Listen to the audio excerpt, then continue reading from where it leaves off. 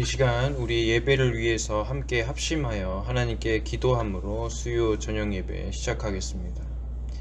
이 시간 우리의 예배가 하나님께서 기뻐 받으실 예배가 될 수 있도록 우리들의 영혼의 무릎을 꿇어 하나님을 즐거이 예배할 수 있게 해달라고 함께 기도하겠습니다.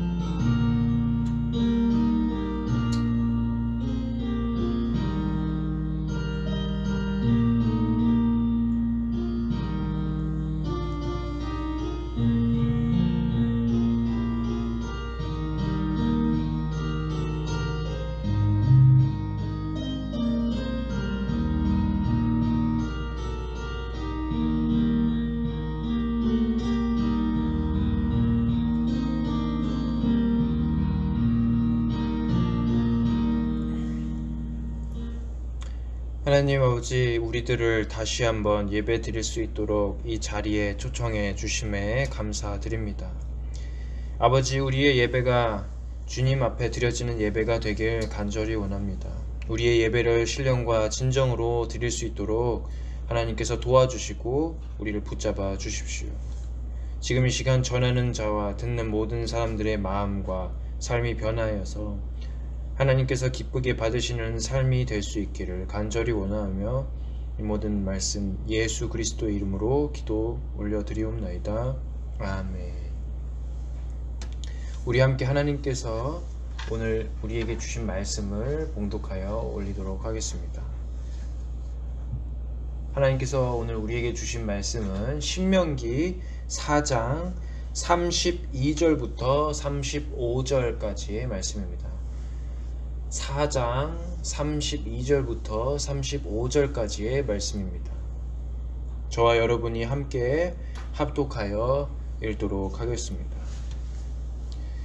내가 있기 전 하나님이 사람을 세상에 창조하신 날부터 지금까지 지나간 날을 상고하여 보라. 하늘 이 끝에서 저 끝까지 이런 큰 일이 있었느냐? 이런 일을 들은 적이 있었느냐? 어떤 국민이 불 가운데서 말씀하시는 하나님의 음성을 너처럼 듣고 생존하였었느냐? 어떤 신이 와서 시험과 이적과 기사와 전쟁과 강한 손과 편 팔과 크게 두려운 일로 한 민족을 다른 민족에게서 인도하여 낸 일이 있느냐? 이는 다 너희 하나님 여호와께서 애굽에서 너희를 위하여 너희의 목전에서 행하신 일이라. 이것을 내게 나타내심은 여호와는 하나님이시요 그 외에는 다른 신이 없음을 내게 알게 하려 하심이니라. 아멘.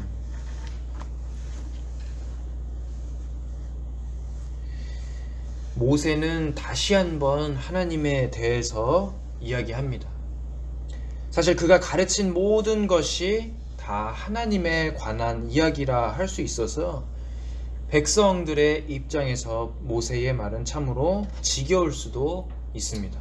왜 모세는 했던 이야기를 계속 꺼내서 우리를 지치게 하는 것일까 하고 생각할 법하지요. 사람은 누구나 했던 이야기를 계속 꺼내면 참으로 힘들어하기 마련입니다. 그런데 모세의 입장에서, 특히 지금 모세를 통해서 말씀하시는 하나님의 입장에서 이것을 생각해 본다면 사실 이 말씀은 아무리 말해도 지나치지 않은 것입니다.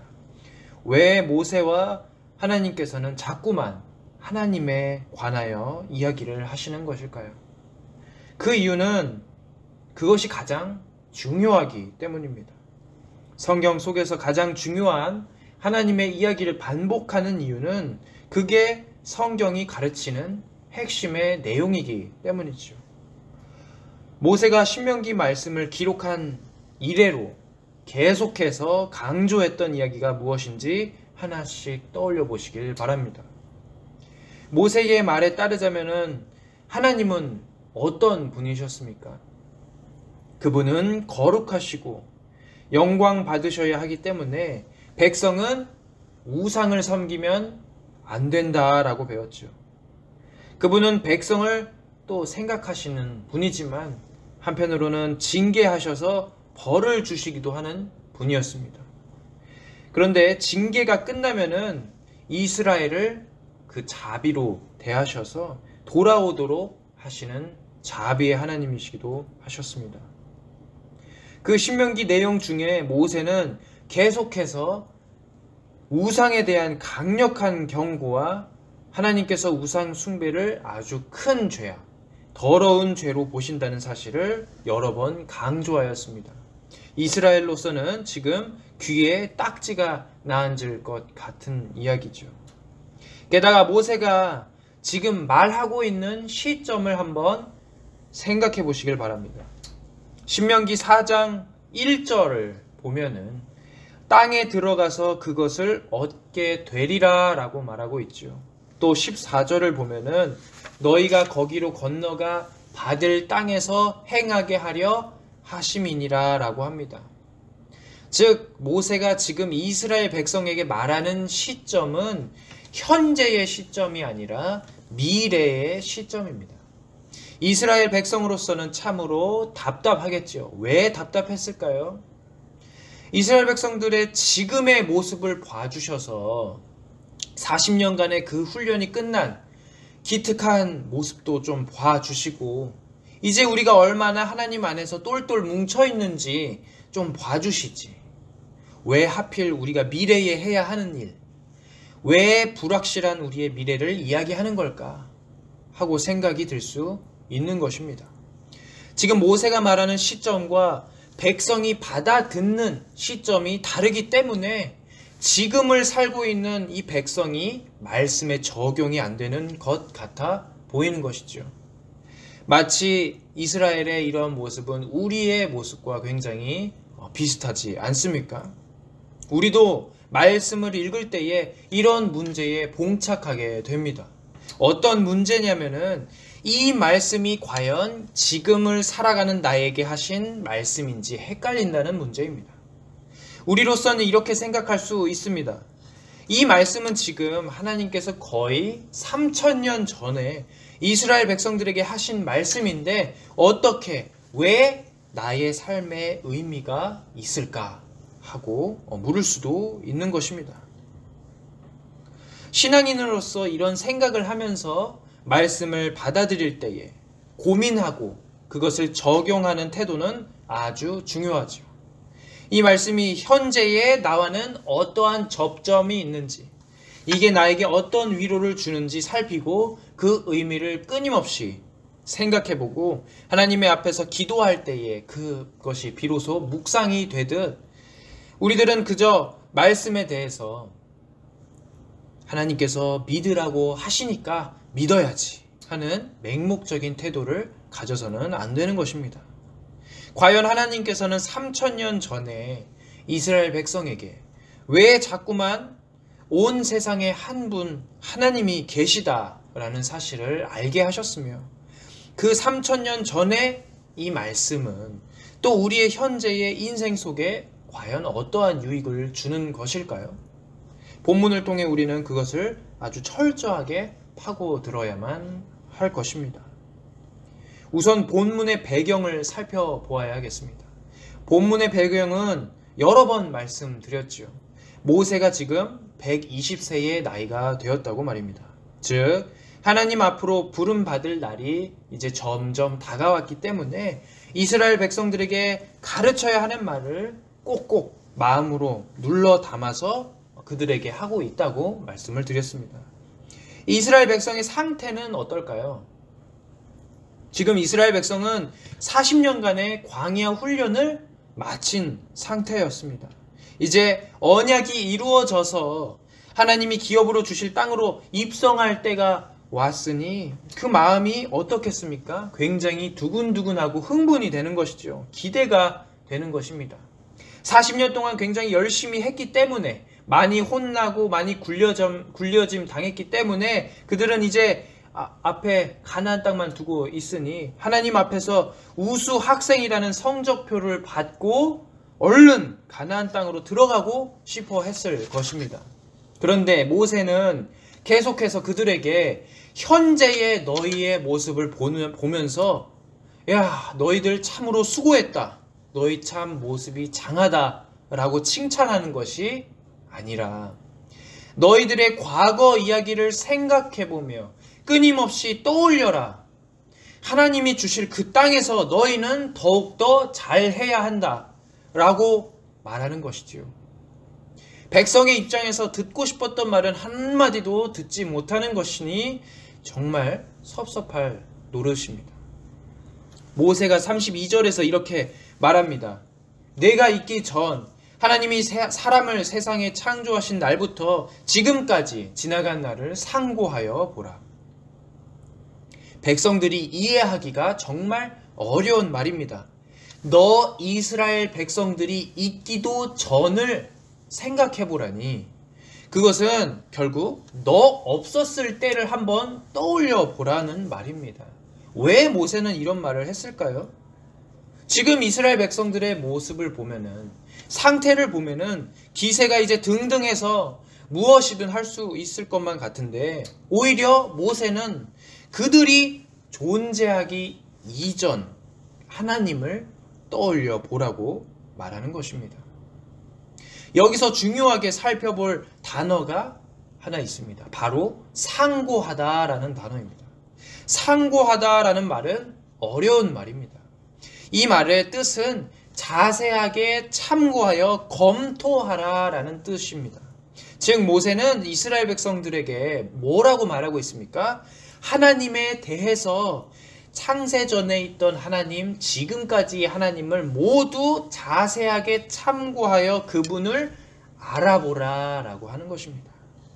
이스라엘 백성은 40년 동안 훈련을 받으면서 그 하나님을 끊임없이 알아온 것 같아 보이지만 거기서 충분한 것이 아니라 이제 가나안 땅에 들어가기 직전에도 가나안 땅에서 심지어 사는 동안에도 하나님을 계속해서 참고하여 자세히 검토해야만 하는 것이지요.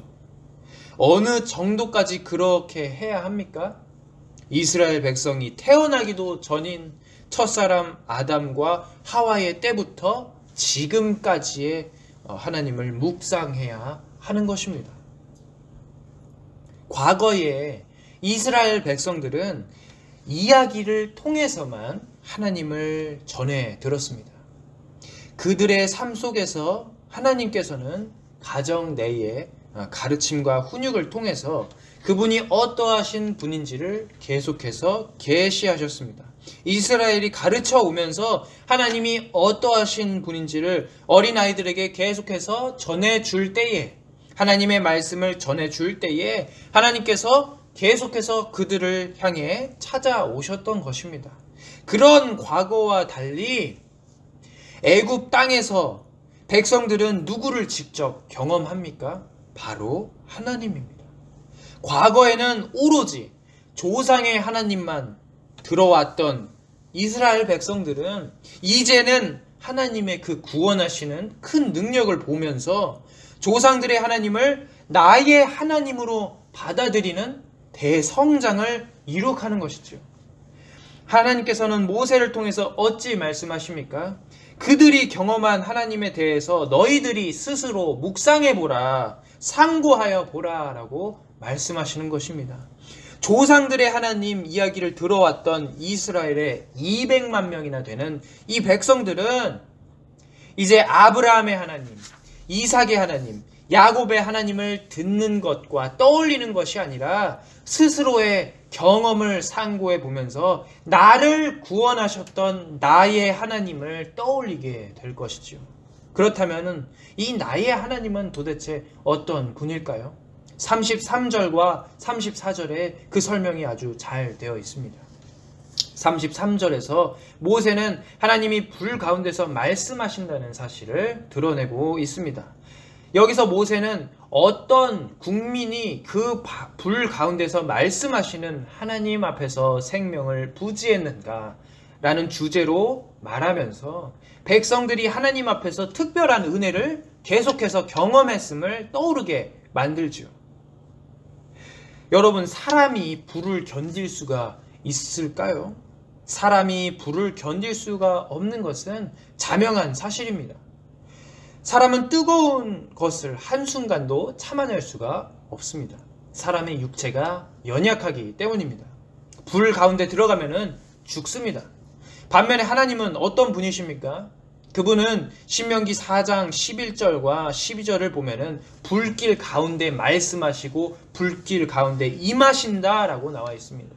그래도 그분은 사람처럼 타서 죽거나 하는 일이 없으시지요. 왜냐하면 그분께서는 이 세상의 유일하신 지존자가 되시기 때문입니다.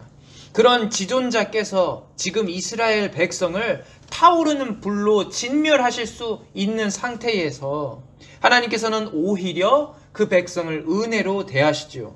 33절에서 도대체 어떤 국민이 불 가운데에서 하나님의 음성을 듣고서 견딜 수 있었는가 하면서 묻는 것은 결국 이스라엘 백성이 지금 큰 은혜를 입고 있다는 사실을 강조하기 위함입니다. 너희들은 죄 가운데 있기 때문에 사르는 그 하나님의 불 가운데 타버려도 이상하지가 않다. 그러나 하나님께서는 너희들을 그렇게 대하질 원하지 않으시고 오히려 너희들을 살려주신다 하는 사실을 강조하는 것이죠. 사실 이스라엘 백성들이 그 불타는 산에서 하나님의 율법을 들을 때만 이렇게 살아남은 것이 아니었죠. 그들의 일생 자체가 구사일생의 연속입니다. 그들은 계속해서 하나님 앞에서 불순종하였고 하나님께서는 진노로 그들을 벌하셨습니다. 그러나 그때마다 하나님께서는 백성을 향한 진노를 거두시고 그들을 다시 한번 용서하시지요. 따라서 지금 모세가 33절처럼 백성에게 이 사실을 떠올려 보라라고 말하는 것은 너희들의 불순종의 역사를 돌아보라라는 뜻이 담겨 있는 것입니다. 그 불순종의 역사 속에서 이스라엘 백성은 지금 훈련을 다 마쳐서 40년간의 훈련을 다 마치고 가나안 땅을 차지하기 위해 기세등등하게 준비되어 있는 그런 자신감으로 부풀어 있어야 하는 것이 아니라 오히려 하나님 앞에서 계속해서 겸비하고 고개를 푹 숙인 겸손한 백성이 되어야 한다라고 강조하고 있는 것이죠. 또한 백성들은 어떤 이유로 살아남았습니까? 그들이 예쁨 받을 짓을 했기 때문에 살아남았습니까?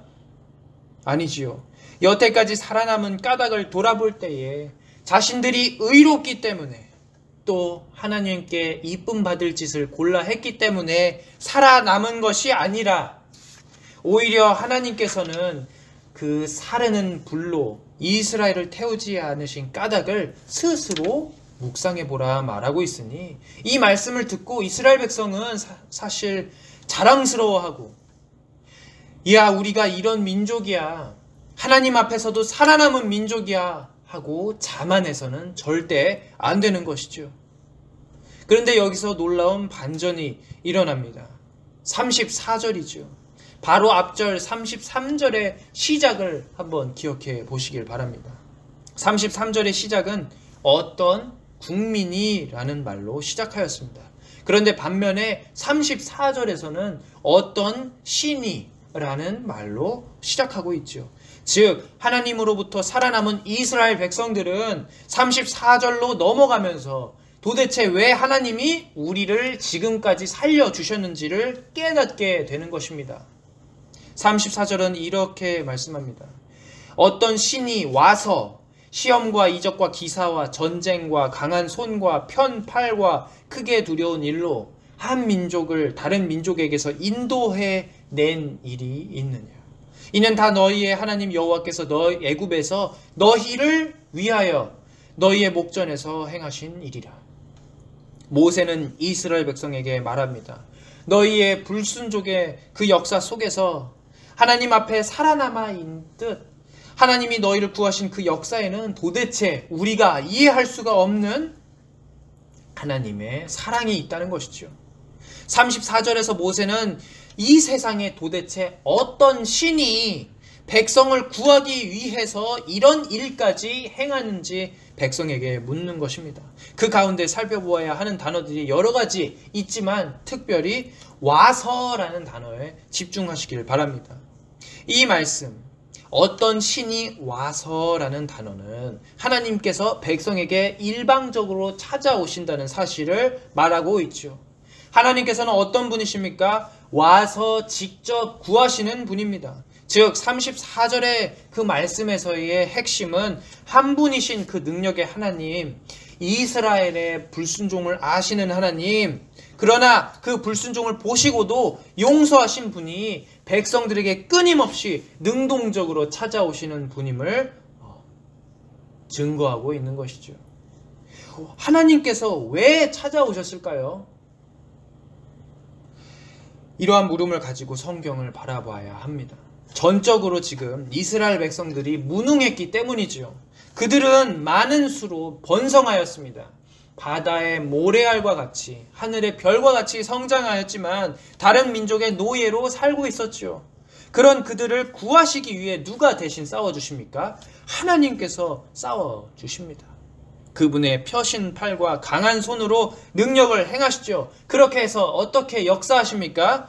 하나님의 백성을 안전하게 구하셔서 이제 그들을 새로운 땅으로 인도하시는 큰 역사를 보여주십니다. 그런데 우리들은 이 말씀들 가운데 참으로 현재에도 이 말씀이 굉장히 우리에게 큰 위로가 된다는 사실을 깨달을 수가 있는 것입니다. 어떤 사건으로 말미암아 이 구약의 이스라엘 백성에게 행하신 이 능력의 하나님이 우리와 연결되어서 위로를 준단 말입니까? 바로 예수 그리스도의 십자가 사건 때문이죠. 예수 그리스도의 십자가 사건은 하나님의 가장 큰 역사인 홍해의 그 구원과 동일하게 연결되어 있습니다. 신약에서는 이렇게 표현하지요.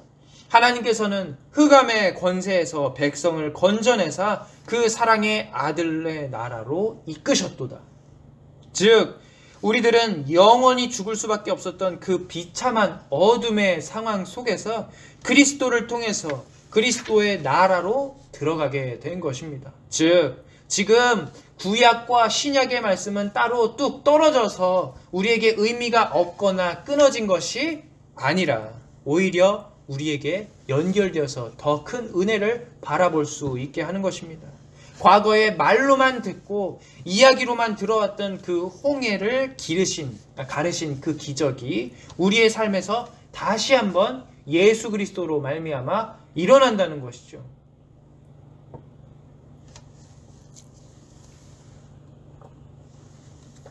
여러분, 우리는 이러한 사실을 잘 알고 있죠. 우리는 이 세상에 살면서 남을 돕거나 구할 때에는 언제나 나 또한 상대방에게서 도움을 받거나 그에 상응하는 보상을 기대하는 마음이 있습니다. 이 마음을 우리는 보상 심리라고 표현합니다.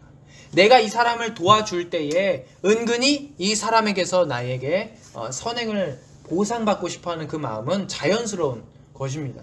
그런데 우리들이 하나님의 구원을 상고해 볼 필요가 있는 것입니다.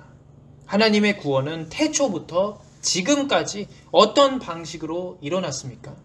하나님은 보상 심리로 일하시는 분입니까? 절대 아니었죠. 아담 때로부터 지금까지 하나님께서는 여태까지 일하시고 우리를 백성으로 부르셨을 때에 인간은 하나님 앞에 아무런 이득과 유익을 가져다 드리지도 못했죠. 우리들은 하나님 앞에 뭔가를 해드릴 수조차도 없었습니다. 죄를 범하고 나서는 우리의 손이 완전히 더럽혀지고 얼룩져 있기 때문에 거룩하신 하나님 앞에 그것을 바칠 수가 없는 것이었죠. 즉 우리들의 역사와 하나님의 구원을 살펴볼 때에 우리는 하나님의 목적 없는 사랑, 이유 없는 사랑으로 구원받아 왔다라는 사실을 떠올릴 수 있는 것입니다. 하나님의 우리에게 금전을 요구하시기 위해서, 우리에게 제사를 원하시기 위해, 재물을 받으려 하신 까닭으로 우리를 구원하신 것이 절대 아니지요. 이 하나님의 구원은 그래서 더욱더 우리에게는 이해할 수 없는 은혜로 여겨지는 것입니다. 여러분은 34절의 마지막 부분을 다시 읽어보시길 바랍니다. 이는 다 하나님을 위한 일이 아니라 결국 너희의 하나님 여호와께서 애굽에서 너희를 위하여 너희 목전에서 행하신 일이라 라고 말씀하시죠. 마찬가지로 그리스도의 십자가 사건이 우리들을 향해서 그렇게 다가오는 것이죠. 하나님이 우리를 착취하기 위해서, 종 만드시기 위해서 부르신 것이 아니라 그저 우리를 사랑하시기 때문에, 우리를 자녀 삼아 주시기 때문에 구하신 것이니 우리는 이 은혜를 평생 이해할 수도 없고 그 사랑을 가늠해 보기도 어려운 것입니다. 그런데 다행히 우리는 이 사랑과 은혜를, 하나님의 이 사랑과 은혜를 이해하여 실천할 방법이 딱 하나 있습니다. 그것은 우리의 마음을 완전히 깨어버리고 주변 이웃들을 하나님처럼 사랑하는 일입니다. 문제는 이게 참 어렵다는 것이죠. 그 이유는 우리의 마음을 깨어버려야만 그 사랑이 가능하기 때문입니다. 우리의 마음 가운데에 서로를 향한 보상 심리가 있다는 것을 말씀드렸습니다. 보상 심리를 남겨둔 채로 서로 사랑하면 어떻게 될까요? 연인과 부부 사이, 형제 자매 사이, 또 가정을 이룬 가족의 사이에 그 상황 가운데에서도 서로 이유 없이 사랑하는 것이 가능할까요? 불가능하겠죠. 뭔가 되돌려 받는 마음이 클수록 상대방과의 갈등도 늘어만 갈 것입니다. 왜 그렇습니까? 나와 타인, 나와 너는 서로에 대해서 완벽하게 알지 못하기 때문에 서로가 원하는 선까지를 만족시켜주지 못하기 때문이죠. 당신이 그저 내 아내라서, 당신이 그저 나의 남편이라서, 당신이 자녀라서 사랑하는 것이 아니라 당신이 내 남편이라서 돈을 벌어주기 때문에, 당신을 사랑하는 이유는 당신이 매일 집안일을 해주기 때문에, 너희들을 사랑함은 너희들이 명문대로 가서 나를 빛내주기 때문에 라고 말하면서 서로 아주 이상한 기대감을 가지게 되는 것입니다. 진정 우리가 하나님의 마음으로 서로 사랑하기를 원한다면은 내가 상대방에게 원하는 그 마음은 깨어버리고 하나님이 이스라엘과 우리를 목적과 이유 없이 사랑하신 것과 같은 그 마음을 품어야 함을 깨닫습니다. 이 마음을 가리켜 예수 그리스도께서는 내 원수라도 사랑하는 마음이라 하시죠. 원수라서 꾹 참고 사랑의 마음을 가지는 것이 아니라 원수의 존재라도 사랑하게 되는 것입니다. 내 모든 욕심을, 내 모든 존재를 포기하기 때문이죠. 이제 마지막 절, 가장 중요한 절입니다. 35절이죠. 35절의 중요성을 아무리 강조해도 부족함 없습니다. 모세가 지금까지 하나님의 다함 없는 사랑, 이유 없는 사랑에 대해서 언급하였다면 이 사랑의 이유에 대해서 드디어 나타나기 때문이죠. 35절은 이렇게 말합니다. 이것을 너에게 나타내심은 여호와는 하나님이시요 그 외에는 다른 신이 없음을 내게 알게 하려 하심이니라. 모세가 말했던 시점은 이방신들이 즐비하던 아주 고대 근동의 사회였습니다. 다신교가 판치고 있었던 사회였지요. 그 가운데서 하나님을 홀로 믿는다는 것은 이스라엘 백성들에게 굉장히 큰 도전이었을 것입니다. 그런데 이런 모든 하나님의 자비와 은혜, 능력을 계속해서 이스라엘 백성들에게 가르쳐 주시고 보여주신 이유가 있다고 하는데 그게 바로 이 도전에 대한 하나님의 명령이죠. 단 하나만 백성들에게 알려주시겠다 하시는 것이에요. 그게 바로 여호와는 하나님이시다라는 사실을 삶으로 고백하는 일입니다. 너희들은 아무것도 안 해도 되니까 하나만 알아라 라고 하시는 것입니다. 이게 바로 여호와는 하나님이시다라는 말이죠. 사실 이 하나님의 말씀은 참으로 우리 입장에서 보면은 굉장히 싱거워 보일 수 있는 말씀입니다. 왜냐하면은 우리들은 보상 심리가 있기 때문에 하나님이 백성에게 원하시는 이 말씀을 이해할 수가 없기 때문입니다. 그러나 우리의 존재와 하나님의 존재가 다르지요. 달라서 이 말씀의 근본부터 들어가 보아야만 오늘 우리가 이 말씀을 바르게 이해할 수가 있는 것입니다. 지금 하나님께서는 단순히 너희가 나를 유일신으로 인정하여라 라고 말씀하신 것이 아니지요. 하나님께서 여태까지 능력과 펴신 팔과 강한 손, 자비와 은혜와 언약으로 이스라엘 백성들을 구하시고 심지어 현재에 와서는 그리스도를 통해서 우리 한 사람 한 사람 인격으로 부르셔서 구원하신 까닭은 단순히 백성들에게 인정받기 위한 일이 아니라는 것이죠. 즉 말씀을 바로 이해하기 위해서는 하나님께서 영광을 어떻게 취하시는가에 대해서 알아야만 하는 것입니다. 하나님께서 유일하신 하나님이고 그분은 능력의 여호와라는 사실이 온 백성이 아는 것, 그것이 왜 중요할까요? 왜 하나님께서는 이것을 그토록 이스라엘 백성들에게 강조하셨을까요? 그 이유는 하나님의 영광 때문입니다. 사실 많은 교회에서는 신자들에게 하나님께 영광 돌리는 삶을 사십시오 하고 말하면서도 하나님의 그 영광이 어떤 것인지, 하나님께서 영광을 받으신다는 것이 도대체 어떤 말인지를 자세하게 가르쳐 주지는 않는 것 같습니다. 저 또한 그랬던 사람입니다. 신학교를 다니면서 밖에서는 하나님께 영광 돌리고 살고 싶다고 입에 달고 살았는데 정작 하나님의 영광이 무엇인지, 하나님께 영광 돌리는 삶이 뭔지를 몰랐던 부끄러운 과거가 기억이 납니다. 여러분, 하나님의 영광은 출애굽기에는 임재 그 자체로 나옵니다. 하나님의 임재가 결국 그분의 영광이라는 뜻입니다. 즉 그분께 영광을 돌리는 자들은 하나님을 누구로 모시는 것입니까? 왕으로 모실 수밖에 없는 것이죠.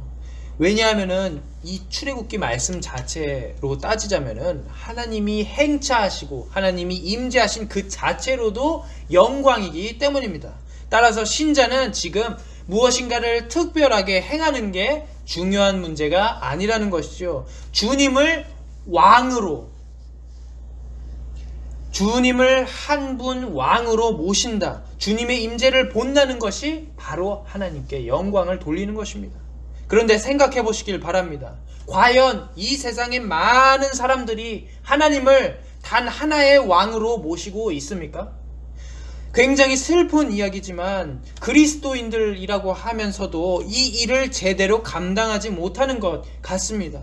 모두의 문제이지요. 하나님과 재물을 겸하여 섬길 수 없다는 사실을 알면서도, 하나님과 우상을 겸하여서 섬길 수 없다는 사실을 알면서도 우리 가운데에서는 세상과 하나님, 세상과 교회 사이에 양다리 걸친 사람들이 너무나도 많죠. 세상과 하나님을 겸하여서 섬길 수 없는 까닭이 도대체 무엇입니까? 간단하지요. 우리가 충신으로서 하늘 아래에 두 왕을 섬길 수가 없기 때문입니다. 즉 우상 숭배가 이스라엘 백성들에게 가장 큰 문제가 되는 이유가 무엇입니까? 그들의 일생 동안 두 왕을 섬기려 하기 때문에 발생하는 문제이죠. 따라서 우리들이 스스로 생각해 보아도 이 문제는 간단하게 떠올려 볼 문제가 아닙니다. 도대체 세상 속에서도 안 하는 그러한 짓을 하나님 앞에서는 왜 우리는 계속 행할까요? 결국 하나님께서 35절처럼 여호와는 하나님이시다, 다른 신이 너에게 없다라는 사실을 온 백성에게 알려주시려는 것은 그냥 인정해라 라는 간단한 뜻이 아닙니다. 너희의 지금 섬기고 있는 왕이 하나님 한 분이시다 라는 사실을 삶으로 보여줘야만 한다는 것이죠. 단순히 인정하면서 여호와는 하나님이십니다, 여호와는 하나님이십니다 하고 주문처럼 외우는 것이 아니라 실제로 우리들의 삶의 모든 태도가 하나님을 한 분 왕으로 섬겨야만 하는 것입니다. 그게 바로 여호와는 하나님이시다라는 그 말씀 속에 있는 진리입니다. 우리가 한 왕을 섬겨야 한다는 것이죠. 우리들의 삶을 시작부터 지금까지 상고해 보길 원합니다. 우리의 일생 속에서 하나님의 능력이 아니었던 삶이 단 한순간이라도 있었습니까? 우리의 왕 되신 그분께서는 그 왕의 울타리 안에, 왕의 국경 안에 우리를 계속해서 보호하시고 큰 능력으로 구원해 주시며 심지어 아들을 보내셔서 자신의 뜻대로 죽게 하셔서 우리의 죗값을 대신 치르시고 우리를 먹이시고 입히셨습니다. 왜냐하면은 우리가 그분의 백성이고 우리가 하나님을 왕으로 섬기기 때문입니다. 오늘날 우리가 영광 돌린다는 말에 대해서 계속해서 묵상해 보았으면 좋겠습니다. 영광 돌린다는 말은 결국 여호와 하나님께서 왕이다라는 사실을 삶 속에서 보여줘야 하는 것입니다. 이걸 보여줘야 한다는 것은 단순히 인정하라는 그 가벼운 뜻이 아니라 온 열방이 알아차릴 수 있도록 행하는 것이죠. 하나님이 우리의 유일하신 왕이라는 사실을 다른 사람들이 깨닫도록 우리는 살아야 하는 것입니다. 그러면은 도대체 현대를 살고 있는 우리들은 어떻게 살아야 할까요? 하나님이 유일하신 왕이라는 사실을 우리의 이웃들이 알아차릴 수 있도록 도대체 어떻게 살아야 할까요? 하나님을 왕으로 모시는 것은 결국 우리의 의지와 순종으로 가능합니다. 우선 우리들이 이 세상 속에 살면서 하나님을 타협 없이 왕으로 모실 수 있는 방법에 대해서 각자 생각해 보아야만 합니다. 우리의 삶 속에서 하나님은 누군가를 목회자로 부르시기도 하고 회사원으로 부르시기도 하고 주부로 부르시기도 하고 학생으로 부르시기도 하십니다. 그 가운데에 하나님을 왕으로 섬길 수 있도록 그 마음을 하나님께 내어드리는 것은 스스로의 책임입니다. 마음을 드린다는 말은 내가 하나님을 의지하겠다라는 말이죠. 여러 일을 하는 그 과정 속에서도 하나님께서는 신자들에게 끊임없이 믿음과 신자의 의지를 기대하시는 분입니다. 그런데 이 의지를 너무 어렵게 생각하시지 마시길 바랍니다. 이 의지라는 것은 결국 하나님에게 기대는 것입니다.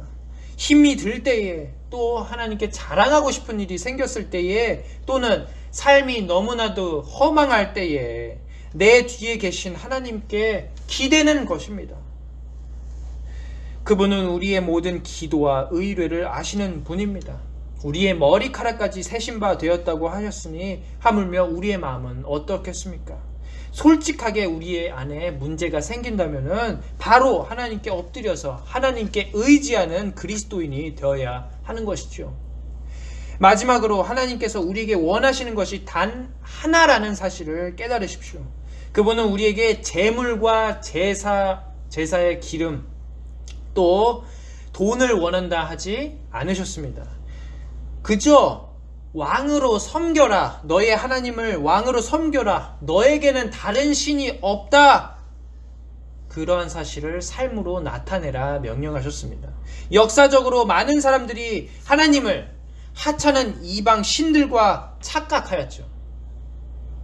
때문에 하나님께 제물을 드리고서는 자기 마음대로 살아가는 사람들도 있었습니다. 그런데 하나님께서는 여러 번 구약에서 그런 제사를 기뻐하지 않으신다라고 분명하게 말씀하셨지요.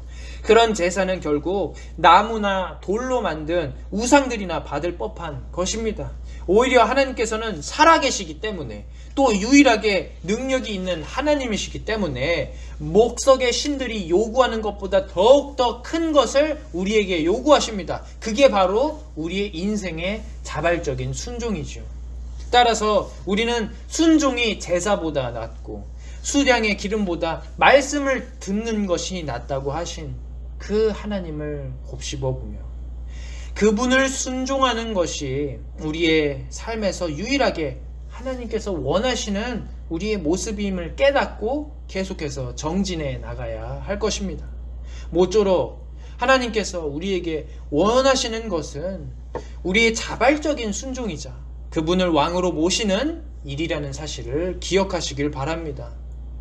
우리의 삶을 매번 정비하면서 왕 앞에 나아가는 그 충성스러운 신하의 모습처럼 단 하나의 왕을 섬기길, 겸손하게 낮추시길, 이스라엘뿐 아니라 우리의 현대를 살아가는 그리스도인 신자로서 우리의 유일하신 하나님을 의지하여 살아가는 그리스도인 되시길 주님의 이름으로 권면합니다. 이 시간 우리 함께 기도하겠습니다. 하나님께서 왜 그토록 여호와는 하나님이시다라는 사실을 강조하여 이스라엘과 우리의 삶에 나타내시려 하셨는지를 묵상해 보면 좋겠습니다. 유일하신 하나님께서는 다른 이방 민족의 우상들과는 다르게 불 가운데에서 말씀하시며 백성을 큰 역사로 구원하신 능력의 하나님입니다. 그런 하나님께서 그리스도를 통해서 모든 인류를 구하시기 위해서 역사하셨으니 우리는 이 큰 역사를 상고하면서 하나님께 나아갈 수 있게 해달라고, 특히나 우리의 모습이 하나님 앞에 자발적으로 순종하는 충성스러운 신하가 될 수 있게 해달라고 함께 기도하겠습니다. 또 이 시간 세 가지 기도 제목을 놓고 함께 기도하겠습니다. 하나님을 사랑하고 또 하나님께서 주신 이웃을 품고 사랑하도록. 두 번째는 교회에서 운영하는 기관들을 살펴주셔서 아버지께서 선하게 인도하여 주시길. 마지막은 하늘소망교회가 한마음 한뜻을 품어서 하나님의 사랑의 공동체가 될 수 있도록 함께 마음 모아 하나님 앞에서 기도 올려드리겠습니다.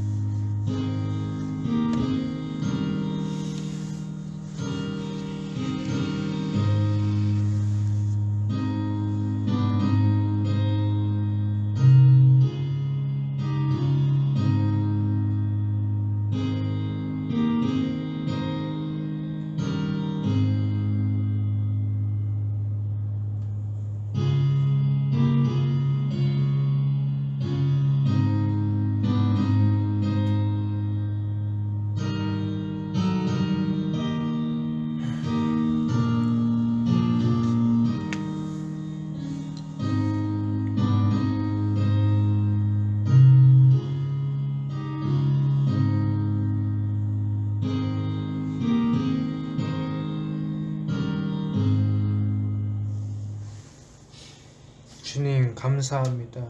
우리를 이곳에 불러주신 분은 하나님의 크신 역사임을 고백합니다. 가끔 우리의 믿음이 연약하여 우리는 이 말씀이 왜 우리에게 중요한지를 깨닫지 못하고 그 중요성을 일축해버리기도 합니다. 그러나 하나님, 여호와는 하나님이시라는 이 진리를 받아든 우리들이 더욱더 중요성을 강조하고 하나님께서는 우리의 유일하신 왕 되신다는 사실을 드러내는 삶을 살도록 인도하여 주시길 원합니다. 우리의 삶에 하나님 왕 되심을 의지하고 순종하는 많은 신앙의 위인들이 있음을 기억합니다. 우리들도 마찬가지로 주님만을 의지하고 주님만을 순종하여 하나님이 기뻐하시는 신앙인으로서 하나님의 영광을 세상에 비추도록 도와주시길 바랍니다.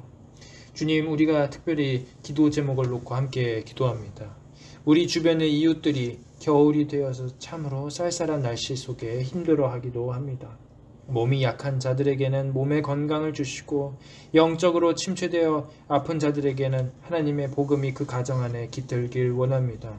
이 일이 온전하게 수행될 수 있도록 하늘소망교회가 운영하는 남전도회와 여전도회 또 도서관과 같은 그 기관들이 사회적으로 큰 도움이 될 수 있도록 인도해 주시옵길 하나님 끊임없이 기도합니다.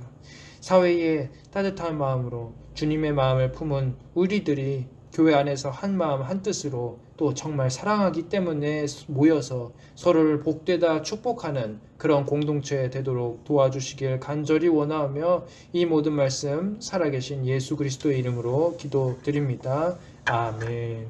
하늘에 계신 우리 아버지여, 이름이 거룩히 여김을 받으시오며 나라의 임하옵시며 뜻이 하늘에서 이룬 것 같이 땅에서도 이루어지이다. 오늘날 우리에게 일용할 양식을 주옵시고 우리가 우리에게 죄 지은 자를 사하여 준 것 같이 우리 죄를 사하여 주옵시고 우리를 시험에 들게 하지 마옵시고 다만 악에서 구하옵소서. 대개 나라와 권세와 영광이 아버지께 영원히 있사옵나이다. 아멘.